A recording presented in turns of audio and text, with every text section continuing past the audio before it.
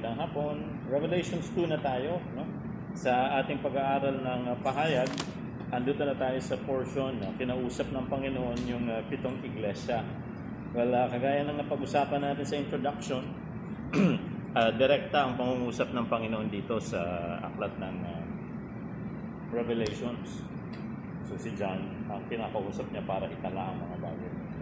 So yung isa-isahin natin bawat meeting yung pitong churches. Ito yung malaking tanong. Bakit daw yung pitong churches na ito doon sa Asia Minor, sa Turkey, yun ang pinag-uusapan. Marami naman ibang mga churches. Yung Rome, di ba yung sulat sa mga taga-Roma, Galatia, Ephesus, Colossae. Bakit daw dito tumutok sa Asia Minor at bakit yung pitong churches lang na yun ang tinutukan? Well, number one, iba-ibang teorya ito para lang makita ninyo yung background. Yung una, sabi, baka ito yung gusto ng Panginoon na i-correct na mga congregations. Kung literal ito nung panahon ni John. Yung pangalawa, pwede na itong pitong simbahan na ito ay nagpapatunay ng lahat ng buhay ng mananampalataya sa iba't ibang dako. So parang representation na lang sila para sa lahat ng churches sa buong mundo, sa iba't ibang panahon, sa lahat ng dako. Or, sabi ng iba, baka daw ito, ang lengguwahe nito para lang pinapakita yung struggle ng buhay pananampalataya. Pero dito makikita natin, bawat isang congregation, merong eksakto siyang konteksto. At yung kalagayan doon ng pakikipag-usap ng Panginoon sa pitong churches, makahati sa dalawa. Merong in-approve, merong din-disapprove. So, tatandaan natin, ito yung mga mananampalataya. So, ang usapin dito, hindi yung nawalan sila ng kaligtasan. Ang usapin dito, yung kanilang pananampalatayang nanghihina, hinahamong ayusin. At yung okay ang kanilang katayuan, ipinagpapatuloy.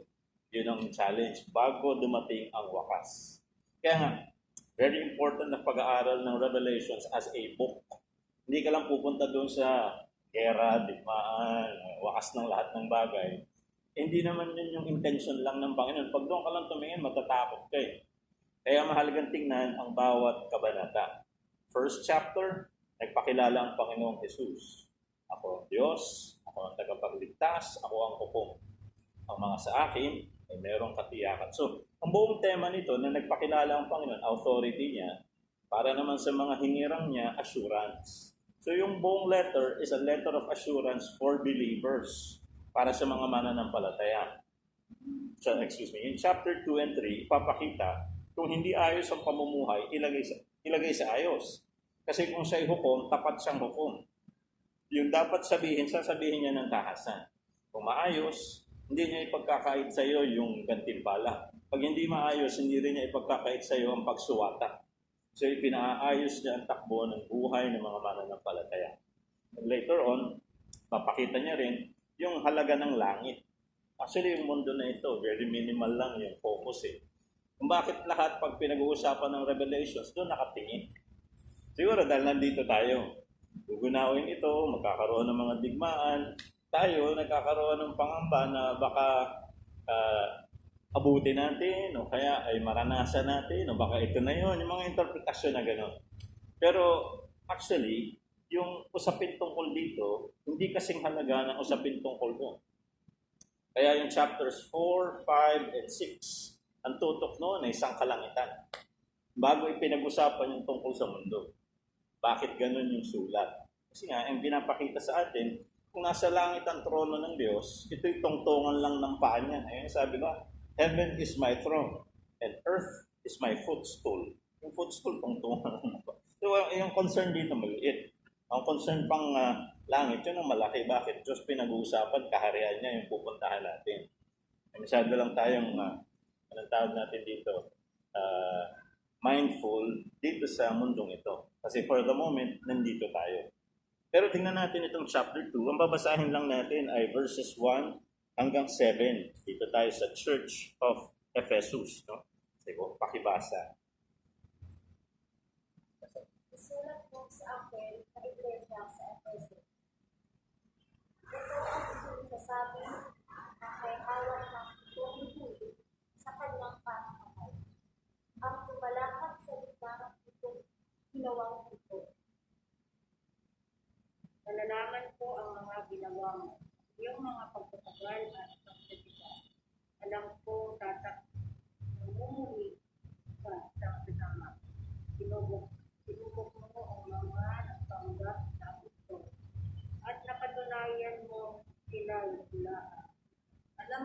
matagaha at tiis ng maraming hirap alang-alang sa akin at hindi naglupaypay.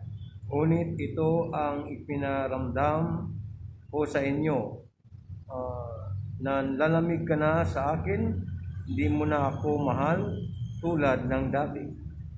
Alalahanin mo ang dati mong kalagayan, pagsisinay mo at kaligtahan mo sa mga gawa, at gawin mo muli ang mga ginawa ko noong una.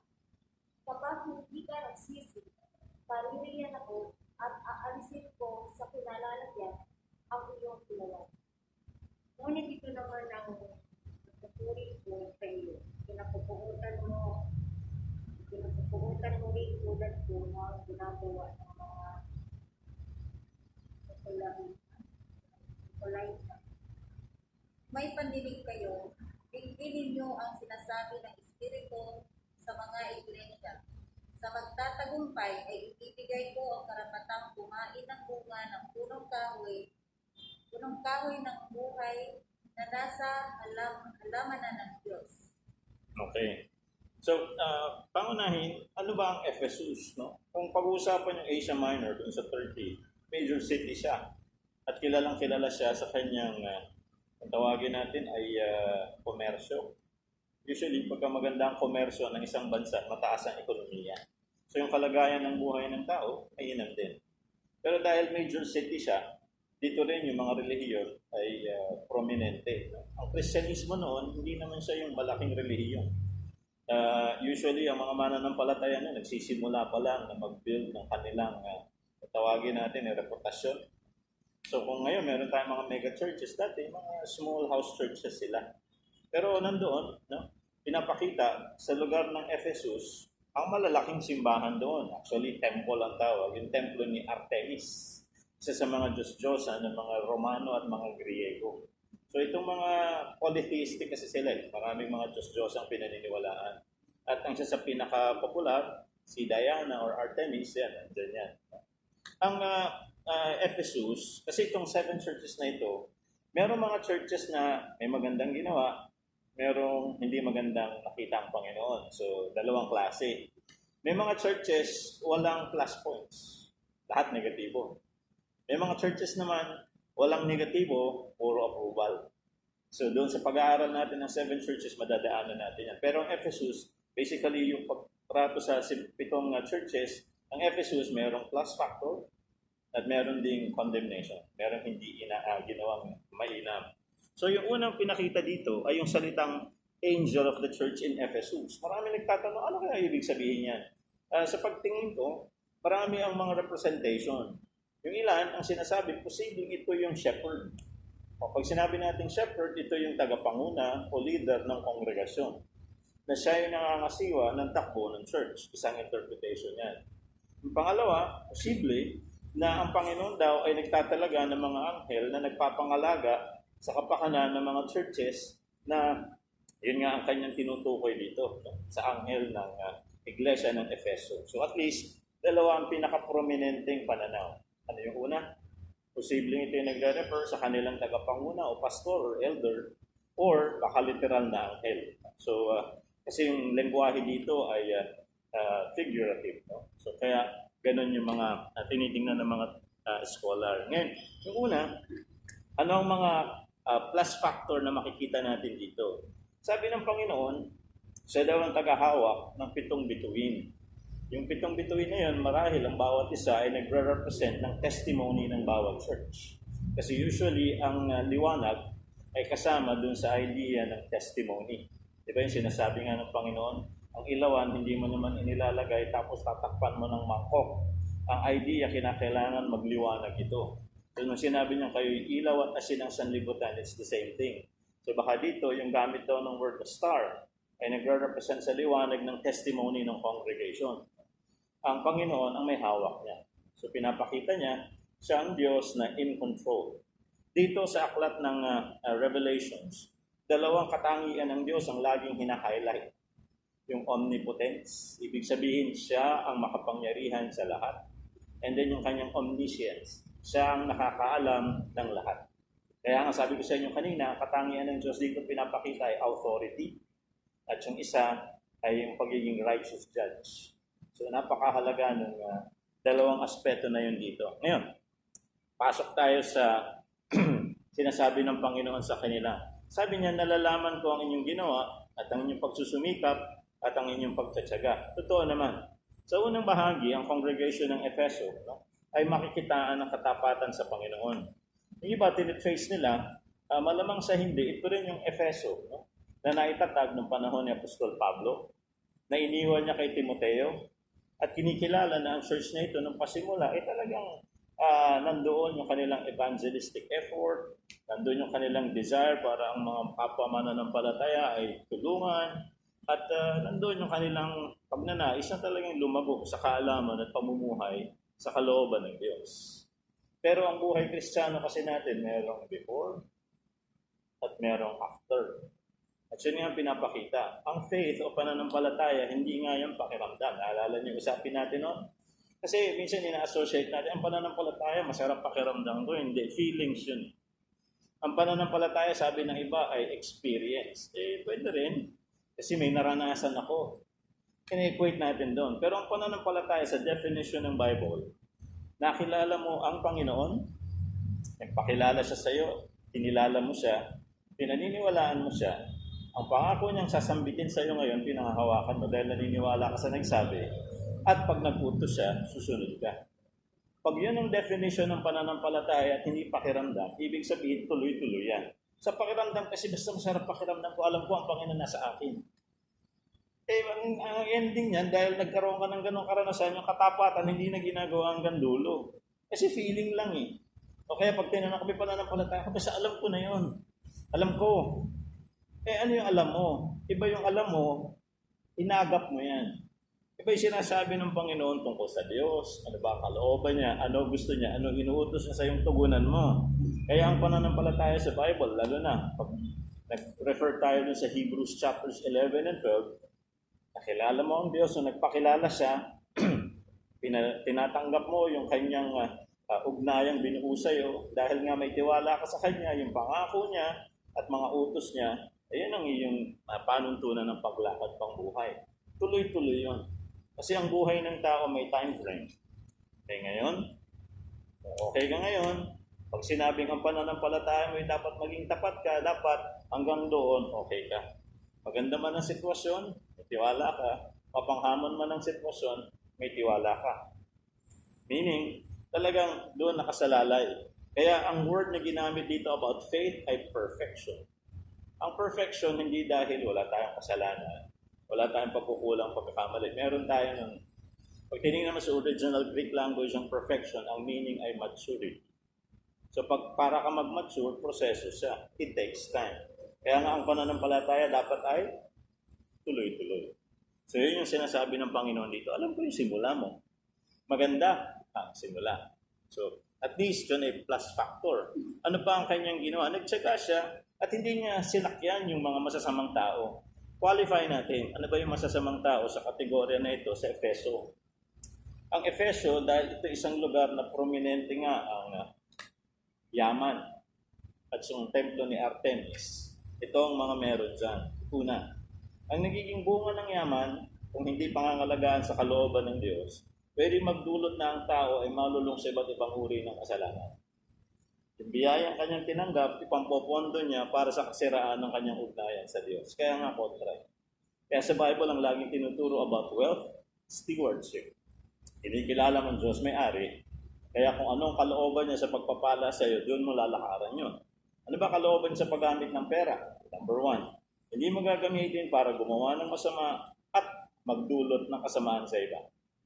Kung meron kang biyaya, gagamitin mo para makilala ang pangalan ng Panginoon. Tutulong mo sa kanyang mga anak, tutulong mo sa kanyang gawain. Yun yung mga bagay na makikita mo sa Biblia. Bakit? Pag pinabayaan ng taong magsarili sa takbo ng kanyang pera dahil tingin niya, akin to eh.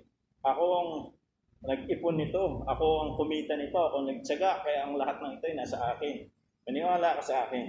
Kung ano maisip niya, kung ano makita niya magandang layaw, saan niya gagamitin?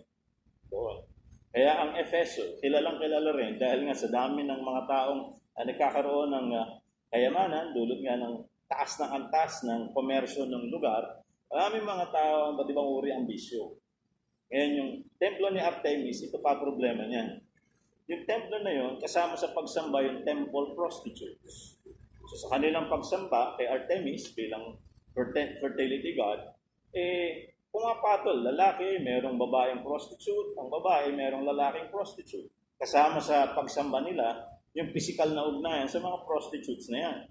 So, kung doon sa kanila, ang pananampalataya ay may ganong kahalayan, isipin mo na lang yung gagawin nila sa pangkaraniwang buhay. So, ang sexual sin, prominente sa lugar. Sabi dito, ang mga taga-Efeso, ayaw nyo niyang kasamaan na yan. So, ang ganda, no? Naging tapat sa Panginoon nung simula, nagtsaga sa pananampalataya, at umiwas at nagalit sa mga masasamang tao sa kanilang masasamang ginagawa. So, ang ganda ng simula ng Efeso. Ang sabi rin dito, merong mga nagsasabing sila'y apostol. Pero, na-check ng mga taga-Efeso, magagawa mo lang na magsuwata sa bulaan pag alam mo yung katwiran.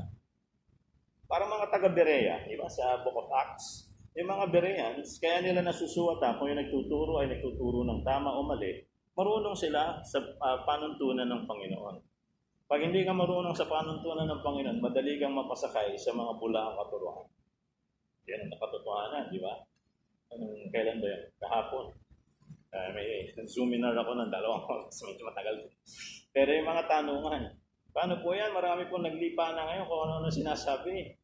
Sabi ko, ganito na lang mga kapatid, tingnan niyo yung Biblia. No? Sabi nila, Pastor, kasi halos tungkol sa Revelations ang lahat, yan daw vaccine ay 666. Sabi ko, una sa lahat, para lumabas yung 666, kailangan mo muna ng Antikristo. May Antikristo na ba? Wala pa. Paano naging 666 na yan? Wala pa yung pangalan niya, imamarka sa'yo yung beast. Kung wala pa siya, ano imamarka sa'yo? Baka dinadaya tayo. Yun yung pangalawa. Sabi ko, dito sa aklat ng pahayag, very clear na ito ay isang aklat na nagpapakita sino ang magtatapat sa Diyos. Kahit anong mangyari ay susunod. At sino ang susunod sa Antikristo. At hindi ito yung nadenggoy ka lang. Parang kaligtasan yan Nadenggoy lang kayo, niloko kayo. Ay, naligtas ako. Ayoko naman O kaya, may tinatak sa amin si pastor. Kaya kami naligtas. May ganun ba sa Biblia? Paano ka maliligtas? Dapat may personal kang pagkilala kay Kristo at bilang Diyos o tagapagligtas. Personal mo yun. Hindi ka dinaya. Hindi ka nilito. Walang ganun. So ang kaligtasan, malinaw sa'yo. Kaya ka nga nagkaroon ng ugnayan. Yung 666, yun naman ang kabaliktaran pag may kinalaman naman sa gawa ng kadiliman. Hindi yung nadaya ka lang. Natutulog ka, ay na 666 ako, hindi. Pag binasa mo yung Revelations 13, pupunta rin tayo doon pagdating ng hinaharap. Ito ay isang akto ng tao. Gusto niya talagang pumanig sa Antikristo. Hindi dahil nilinlang siya, hindi dahil dinenggoy siya, kundi ginusto niya. Kaya nga tawag dyan ay contrast. Kaligtasan at yung pag-anib sa Antikristo. Ano yun? Isang malinaw na desisyon ang ginawa. Yung naligtas, nagdesisyon para kanino? Kay Jesus. Yung napunta sa Antikristo, nagdesisyon para sa Kanya. So walang nadenggoy ron. Kasi pag pinasok mo yung dedenggoyin niya, kasi siya ay manlilin lang si Satanas pagdating sa temptation. Sa Mark of the Beast, pag-aralan siya according sa kanyang talata. Kasi nga doon, very clear, no? Yung Mark of the Beast is in relation to the worship of the beast. So, wini-worship mo ba?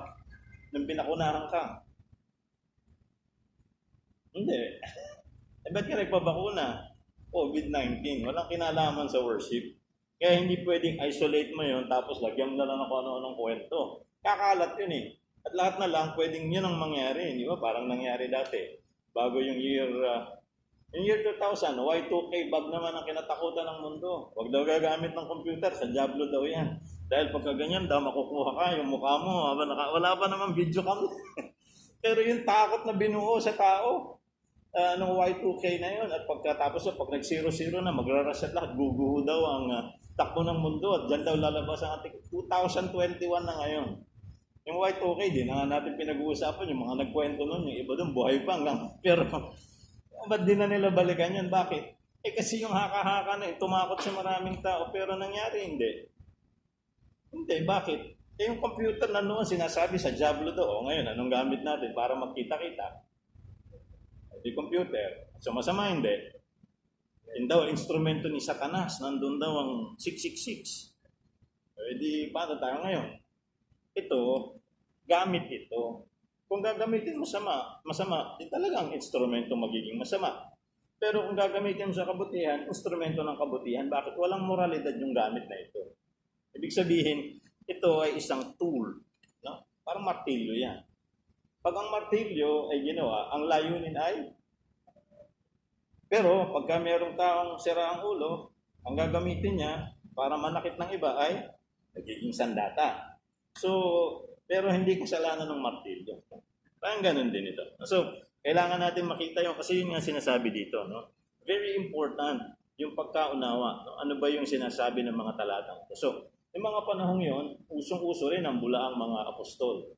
Si Apostol Pablo, madalas siya sa kanyang mga sulat. Huwag kayong maniniwala sa mga nagsasabing apostol sila, pero hindi nila dala ang katotohanan ng Panginoong Jesus. So, ang tunay na apostol ng Panginoon, nakasalalay sa kanyang salita. Para ko yan masipat, kinakailangan marunong ako sa kanyang katwiran. So kung ito naman ay lagi natin binubulay, pinag-aaralan, nagiging pamilyar tayo. So ulitin natin, ang balik ay sa salita. Hindi doon sa haka-haka. Kasi yung haka-haka, marami yan. Kaya lang, yun ba sinasabi ng teksto? Hindi. Pagka pinagsapaw mo yung dalawa, gumugulo yung kwento katulad nito. Pag sinabing Apokalipsis, at tungkol saan ang libro na yan? Apokalipsis, ang ibig sabihin ay digmaan, mga kaguluhan. Hindi. Ang word na apokalipsis ay galing sa Greek word apocalypse, na ang ibig sabihin ay pagpapahayag. So yung buong sulat ay isang pagpapahayag ng Diyos ng kanyang plano sa hinahanap. Bakit ganun? Kasi nga, minsan, dudukot ng isang salita, ikikwento yung isang bahagi, hindi ikikwento yung kabuuan, ang ending, kalituhan. Kaya yung ibang tao, yung po pag-aralan ng Revelations, bakit? Nakakatakot. Hindi ito aklat ng katatakutan. Ito yung aklat ng assurance. Ba't hindi mo nakita yung bahagi na yun? Yun nga, very important talaga. Engage mo yung salita. Binigay yan for a reason. No? Direct ang binigay ng Panginoon. Ito pa. Ang sabi din dito, itong mga ito, ayaw nilang tanggapin yung turo ng ang apelido ni Nicolas. No. Hindi, Nicolas siya. Nicolas din ako eh. Ang maiden name ng nanay ko, Nicolas eh. So, mga Nicolaitans.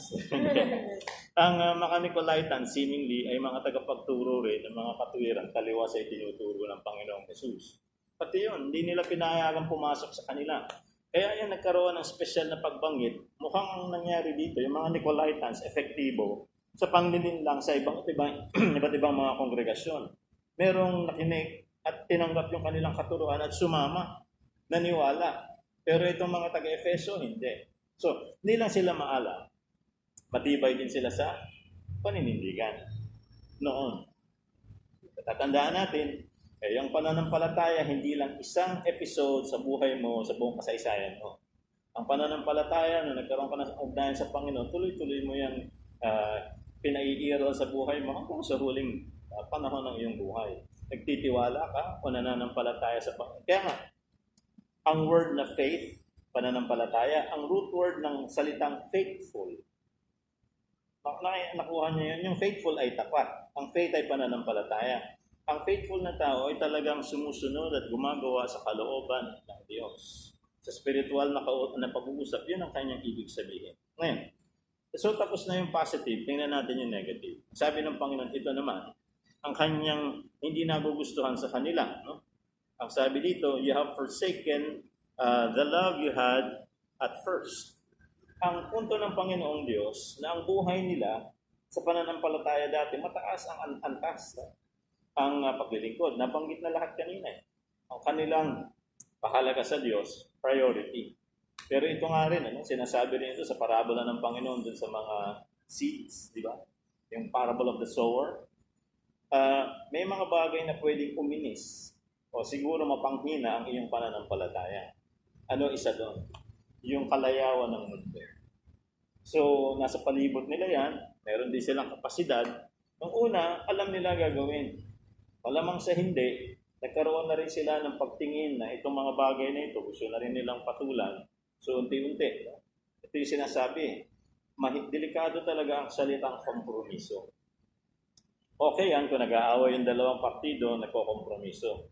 Pagdating sa pananampalataya, yung panghahawakan mo yung sa Diyos, panghahawakan mo rin sa sanlibutan ng sabay, sira ang pananampalataya. Bakit? Yung tubig na malinis, naalala yung ilustrasyon natin noon? Malinis na malinis yung tubig. Pumatak yung tubig, nakita mo, nahulog yung galing sa kisame kasi nga nag-uulan, ay kulay brown. Maliit lang naman, isa lang. Look! Iinumin mo pa yung nando sa picture, hindi na. Bakit? Niisip mo, dumumi na. Ganun na nangyayari. Ang puro at dalisay na pananampalataya, hindi mo pwedeng laglagan ng kung ano-anong mga bagay na may kinalaman sa karumihan at kasalanan. Makokontaminate niya yun. Ang goal ng Panginoon, yung liwanag ang gumapit sa dilim. So kinakailangan pag-igtingin yung init at apoy ng liwanag para nga gapiin yung kadiliman. Ang nangyari dito, na-pollute sila. Kanilang kaisipan, unti-unti na nagsabi, okay na lang yan. Kalooban nila nagsabi, ay wala naman sigurong problema. Yan. Pag minsan pumatong ka na sa ganong klase ng kaisipan na malinaw ang sinasabi ng salita ng Diyos, para sa'yo okay lang yan at walang problema. Isa lang ang totoo, malabnaw ka na. At hindi ka na faithful. Nandun ka na sa kabilang panig. Nandun na yung loyalty mo, nandun na ang interest mo. Kaya pinagtatanggol mo na. Anumang bagay na pinagtatanggol mo, pinahalagahan. At anumang bagay na tinitindigan mo, ibig sabihin, kinikilala mo. So itong mga taga-Ephesus, yan ang naging accusation sa kanila. No? At hindi naman nila maitatanggi. Ang Panginoong Diyos, nagsabi ako ang tapat na hukom. Kaya alam niya kung ano diferensya ng bawat isa. No? Ang bawat isang congregation. Sabi niya, tingnan ninyo yung height kung paano yung kinahulugan. So ibig sabihin, pinapakita yung distansya. Ito ka dati, lagpa ka ngayon. Ang sinasabi doon, bakit ganyan yung layo ng iyong inilagpak? So ang pinakapunto ron, ang tao nagme-make ng effort umakyat. Yan ang maturity, di ba? Pag pinag-uusapan natin, nagle-level up. Pag nandito ka uli sa step 1, may problema. Di ba? At ang pinapakita rin dito, hindi pala automatic na nandoon ka palagi. Hindi rin automatic na aakyat ka ron. It requires effort. Ang kaligtasan, libre. Binigay ng Panginoon, tutugon ka lang. Pero yung paglago sa pananampalataya, you're making an effort. So sila, nakarating sila sa mataas na antas. Ang sabi, tingnan ninyo yung kalagayan na inyong inilaglag. Niisip mo, sino pa bang nalaglag? Si Satanas, nalaglag. Di ba dating anghel ng Panginoon? At ang sabi ng Panginoon, I cast you out. Tapos ang sabi, look at the height from which you have fallen. Kay Satanas yun. So, ibig sabihin ng galing sa isang mataas na kalagayan, lumaglag. Every time na ginamit yung word na fallen. So, tatandaan natin, yun ay binabantayan pala. Kaya ine-evaluate din natin, kamusta ba ang aking pananampalataya sa Panginoon? Kamusta ang aking pagsunod? Hindi lang yun opinion. Ikaw ba yung nagtatapat sa Panginoon? Tingin ko naman. Iba yun eh. Yung tingin mo at yung sinasabi ng Panginoon, pagdidikitin mo. Ang sabi ng Panginoon, ito, nagawa mo na ba? At hindi mo nagawa, hindi yun okay. Naintindihan natin, ha? Iba yung okay sa iyo, iba yung okay sa Panginoon.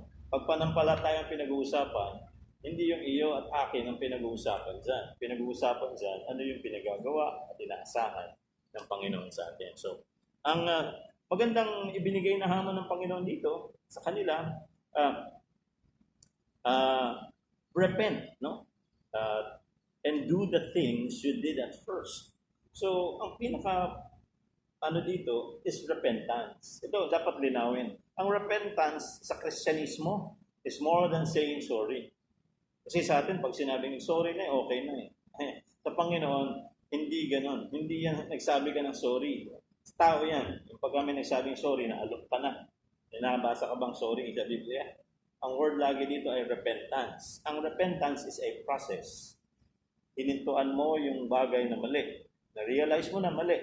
Tatalikuran mo yung bagay na mali.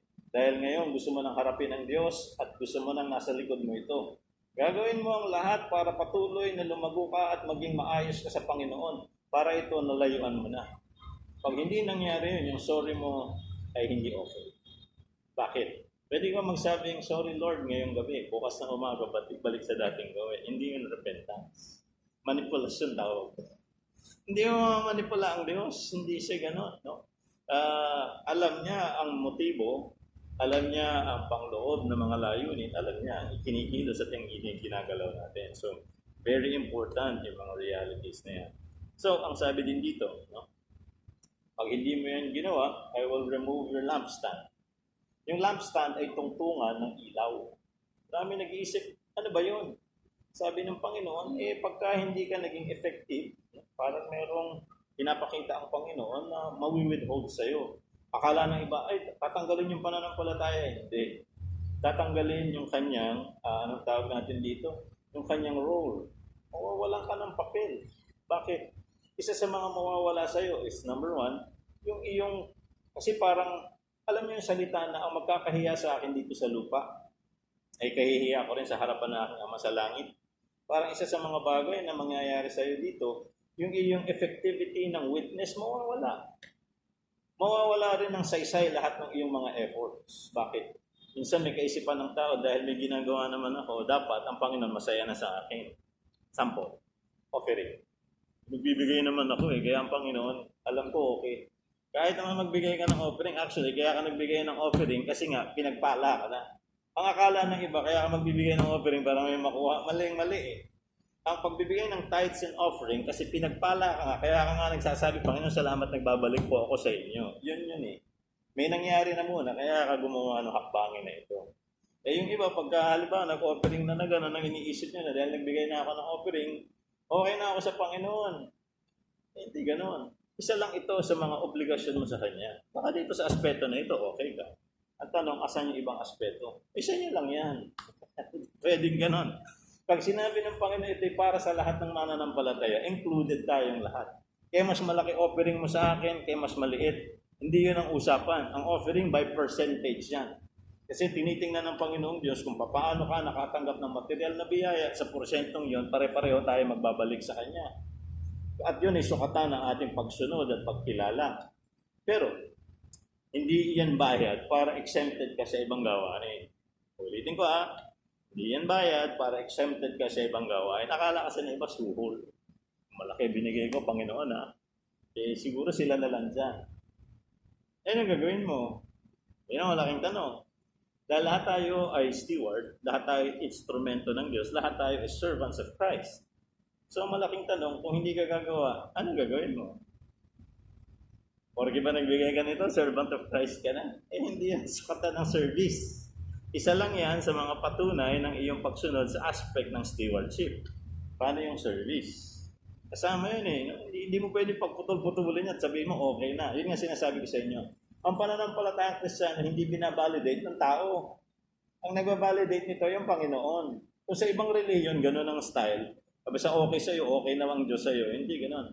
Sa atin, yung pagiging okay ko ay pagka yung sinasabi ng Panginoon okay sa Kanya, yun ang nagagawa ko. So, yung challenge ng Panginoon sa kanila, you repent. No? And then, ang sinasabi din dito, kinakailangan manumbalik sila sa kanilang first love. So, ibig sabihin, aakyat muli sila sa level ng kanilang pagpapahalaga at pagbibigay ng prioridad sa Diyos. Ano ang sabi ng Panginoon? Hindi ka pwede maglingkod sa Diyos at sa salapi ng sabay.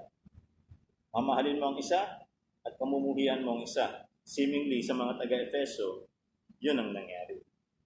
So, ano ang hamon pa? Kung meron ka daw tenga para makinig, pakinggan mo yung sinasabi. Ang ibig sabihin sa kanila ng listening, hindi lang yung alingaw-ngaw. Kung narinig mo yung sinasabi, ito yung mga sinabi, yung mga prinsipyo. Ito yung nakita maganda mong ginawa dati. Ito yung ginagawa mo ngayon. Ito yung sinasabing baguhin mo. Pag nakikinig ka, gawin mo. Pag hindi mo ginawa sa konsepto ng mga Hudyo, hindi ka pa nakakarinig. Bakit? Hindi mo ginagawa sumarahil, hindi mo narinig. Yung buong process ng hearing. Ang hearing is a process. Tapos nung marinig yung sinabi, lagay mo sa isip, lagay mo sa damdamin, and then ginawa. Yan yung ibig sabihin ng Panginoon na kung meron kang pandinig, pakinggan mo yung sinasabi. Gawin mo, tugunan mo. So, the Church of Ephesus, ang isa sa pinakamalaking naging problema nila, yung time element. Noon, ayos. Pero hindi na sustain. Kaya ngayon, sinasabi ng Panginoon, hindi ka ayos. Okay? Kaya kinakailangan natin tingnan pala ang pananampalataya pang kabuuan ng ating buhay. So, yan muna ang ating tatalakayin na church for this session. Tungkol doon sa panampalataya, Pastor, siyempre, yung iba, pinag-aralan pa nila. But tayo, based talaga tayo sa Bible, di ba? Pag wala sa Bible, since ang ano nga nila sabi sa Panginoon din, so papaano po yun mapapaliwanag? Ganito yan. Yung pananampalataya bilang salita, malawak yan. May mga ibang tao naniniwala na ang puno nagliligtas. Eh kung yung pananampalataya nila, ay yun sa kanila. Ang pinag-uusapan natin, yung pananampalataya ng buhay na Diyos na ibinigay niya sa kanyang salita. May mga tao naniniwala, pumasok ka sa kuweba, banal ka na eh. Pananampalataya niya yun, pero hindi yun yung sa Biblia. Ngayon, pag sinabi mga pananampalataya ko ay doon sa sinasabi ng buhay na Diyos sa kanyang binigay na salita sa banal na kasulatan, ayun yun, doon ka babase. Ngayon, kung pagduduktongin mo yan, yung paniniwala ko sa puno, yan din yung sinasabi sa Biblia, ay malaking kamalian yun. Dahil hindi yun yung turo nito. Iba yung ina-applyan mo ng pananampalataya mo. So yung sinasabi dito kaligtasan, hindi mo makakamit. Bakit? Sa puno ka naniwala eh. O kaya yung pamumuhay ko, ay magtatago ako sa kuweba. Eh siguro kung anong paniniwala yun, anong pananampalataya yun, doon ka nagpakadalubhasa. Pero kung pagduduktongin mo, yung paglago at pananampalataya, pagiging tapat sa Diyos ng Biblia, ang iyong iduduktong doon sa pagtago mo sa kuweba, wala ditong nakalagay doon. So, ibig sabihin yung Christian faith, pananampalatayang Kristiyano, ay nakatutok sa sinabi ng Diyos na nagbigay ng kapahayagan niya na Biblia. Ngayon, kung sa iba mo pagduduktong-duktongin mo lahat ng pananampalataya, gumagawa ka ng Frankenstein. Yung kamay ni ganito, yung paa ni ganito, pinagtahi-tahi mo, gumawa ka ng sa'yo yan, kaisipan mo yan. Pero hindi yan yung sinasabi dito. So, it's very important, babalikan dito kung ano yung sinasabi ng banal. Yun ang pananampalataya. So, kasi minsan, sabihin nila na sino bang nauna, di ba? Yung mga dating mga karakter sa Bible, ganito, nakatotoo daw yung mga ano nila.